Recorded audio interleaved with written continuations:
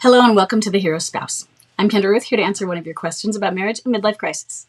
Today we have an anonymous female left behind and forward-moving spouse with a bomb drop of July 6th, 2024, and a date of marriage of 2005. She has a vanisher and she is not familiar with energy levels. She says, does the MLCer who returns home always do so during the end of replay or the end of escape and avoid? I read that in Heart's Blessings book. If no one is familiar with Heart's Blessings book, this is the book. Okay. And she only, I read that in Heart's Blessings book only, she calls it stage 3, emotional regression. In her book, it says the midlife spouse who returns home always does so during this stage. Does that mean if they don't, they aren't coming back? I know you didn't write this, but I follow much of her but it follows what you write follows much of her writings. We came from we both came from divorce busting, and then Heart's Blessing came to my forum when she came back and was on my forum for a few years before she left and started her own. So, what are your thoughts about this? For reference, it's on page 50 of her book. So, just for everyone in here, page 50 of her book does review the first emotional awakening. And then it says the midlife spouse who returns home always does so during this stage. They return broken, have already awakened, and their ongoing internal struggles become clearer. The left behind spouse will see an extremely exhausted, tired, and deeply depressed midlife spouse. The exhaustion and depression continue to deepen as the midlife spouse continues preparing for the crossover into the next stage. That next stage being what Jim Conway called depression, what I call liminality. And Heart's Blessing, she took, her stages are from Jim Conway stages, and Jim Conway stages are Elizabeth Kubler-Ross's stages of grief or death and dying. So Jim used Elizabeth's stages. He changed the stage bargaining, he changed the name to replay. Then Heart's Blessing wrote an article, I would call the article a post, that she put out at Divorce Busting, where she basically rewrote, did a kind of a revision of Jim's stages, or a better explanation, much better explanation. But if you compared each one side by side, it was Jim's stages. She took his text and it was like a better revision. So her work came directly from his work. So when she has the stages, those are the stages she's at least originally using.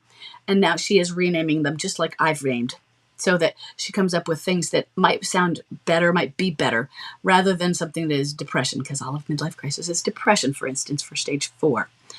I use the stages from Murray Stein's book in Midlife. And he uses the stages that Mircea Eliade uses for rites of passage. And so liminality is one of the terms from those stages. Excuse me. So I don't agree. I don't agree with HB on this, honestly. I don't feel that it's great if they come back at that point. Now, they may, and what you would have is an at-home MLCer. And that's fine. You can have an at-home MLCer, but you have to know what you have. And yes, you will get, I often say this too. When an MLCer comes home, they come home broken. And I think that this is for those whose MLCers are clinging boomerangs. They may come back then. Very much. They may come back over and over. Mine came back 8 times. So, yeah, it came back at all stages, I guess, or just kept coming back. You have to know what you're getting. But does that mean that somebody can't come back years later? Reconciled marriages from former marriages, from ex-spouses getting remarried, forget midlife, just people who divorce and remarry each other. It's not as uncommon as we think it is. And so what happens if 10 years later, out of the blue, you haven't been in touch, really, but you meet up at, one of those weddings and funerals that you have to go to for family things, and you start chatting and you start to hit it off more. And you get back together. But hey, there's no stages going on here. No, we're not watching things. Can it not happen because? No. So, and with a vanisher is a distant contactor. They are not a clinging person. And off and on, that is a very rare for an off and on to be clinging. And I say that because you have some, I may have seen one or two, that when they do make contact, they are clinging in their contacts. They are looking for some reassurances, but they are able to stay away. And if that's the case, is it because they're staying away because you have set a strict boundary and they are somehow really good at holding your boundary or respecting it?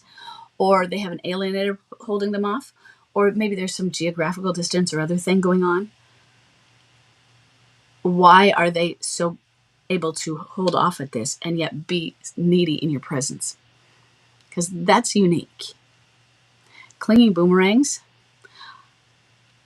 they're so clinging, they don't have the ability usually to stay away from you. They need that. They need a supply of you. So they may come back. And you have to allow them in. But you can say no. And that doesn't mean you're rejecting a reconciliation forever. That's very important. What you do is you reassure them and you say, you know what? You're not ready now. Or you say, I'm not ready now. Or you say, we're not ready now. And here's what we have to do to get ready. And they won't be really fully capable of doing all of that. They need to go through their liminality. So basically, I just don't agree with what she said. And I have read up to here because on that very page, on page 51, it wasn't that I had a note. Looks like whenever she had a stage, I put in the definition of stages so I knew what I was reading. So I have a little note in the side, meaning I had read up to that page at least. And I have a few, but I haven't read the full book. But I had gone up to there, but that was a couple years ago when the book first came out. So I am not sure why she says that, because I can't recall that deep into it. But I don't agree.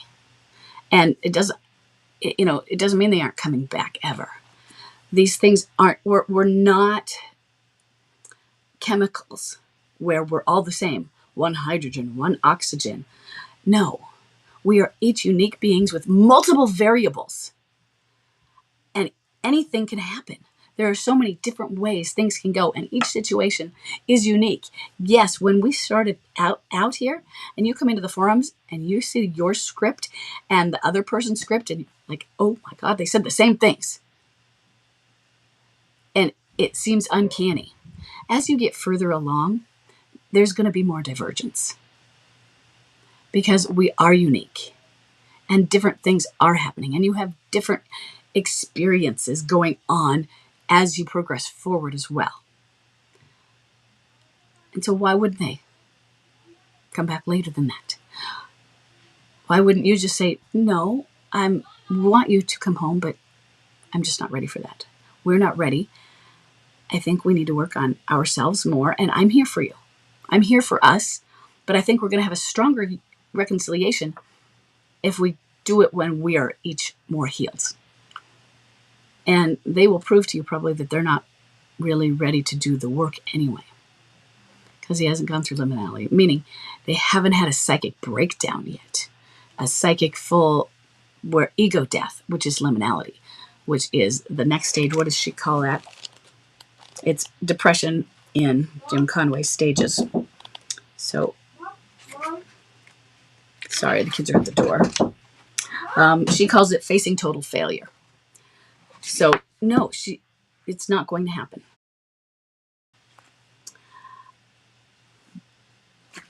So, I don't want any of you to worry. Please do not worry about all of these timeline things, all of these rules that you're reading in each book. Don't worry about this. Please, what I want you to do most is focus on yourselves. I want you to work on your own healing. Right now, sometimes there can be a little too much worrying and stage watching. And I know when you have a vanisher, it's really scary because there's not a stage to watch, and yet you're doing it. Is this tiny little thing that you saw, because With a vanisher, you don't see much. What's the meaning of this? If you're watching that closely or paying that much attention or analyzing, really, because it doesn't mean that you're watching, but it just comes across your vision, right? You just heard about whatever this was. You heard about something, but then it sticks in you. And the analysis, and what does it mean? Your energy is focused too much on that. And if your energy is focused there, it's not focused here. It's not focused up here on your healing. And that's where it really needs to go. Because if your MLCer is to come home, or even to start, even to dip a toe in and look over and touch and goes, they need to start seeing a healed you. And that's what's going to be the attractive force. When they look back or look over at you and they don't see a healed you, they see somebody who's anxious and frantic. That's not going to be the attractive force they want. It's not going to be the stable force they and their brokenness needs either. So work on your healing. Focus on that. And if you are afraid, because some people are afraid that, but if I do this too much, what if I grow apart from them?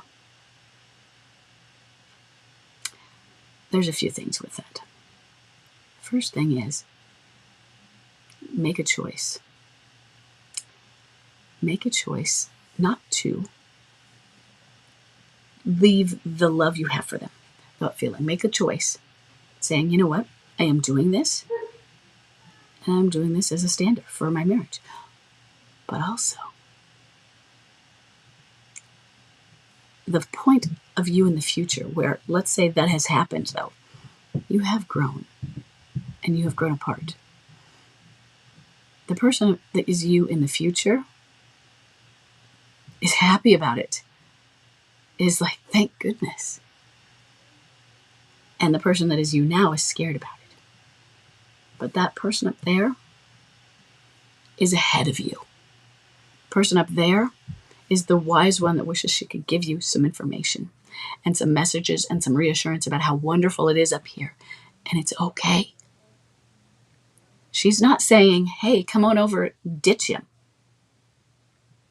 It's just, if that is the feeling in your heart there, that's your heart. And I know that you don't want that now. I didn't want that either. And I know that it's scary. But I want you to follow your heart. And your heart needs to heal. And it's going to take you somewhere where your head might not want to go. Okay. Or maybe your head might take you where your heart doesn't want to go. And you're going to follow. You're going to follow those two, and they're going to take you together to a place. And they are going to meet. Your heart and your head are going to guide you. But you have to heal. You have to heal for those two to be able to work in sync together in a healthy way, emotionally for you. Okay? So that's what I want for you.